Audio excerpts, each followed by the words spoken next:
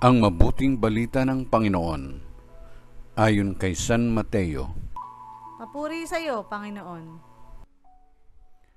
Noong panahong iyon, sinabi ni Jesus, "Lumapit kayo sa akin, kayong lahat na napapagal at nabibigatan sa inyong pasanin, at kayo'y pagpapahingahin ko.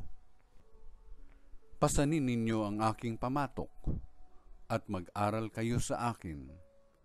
Ako'y maamo at mababang loob, at makasusumpong kayo ng kapahingahan para sa inyong kaluluwa. Sapagkat maginhawang dalhin ang aking pamatok, at magaan ang pasaning ibibigay ko sa inyo."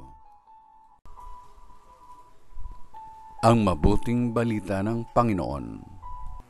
Pinupuri ka namin, Panginoong Hesukristo.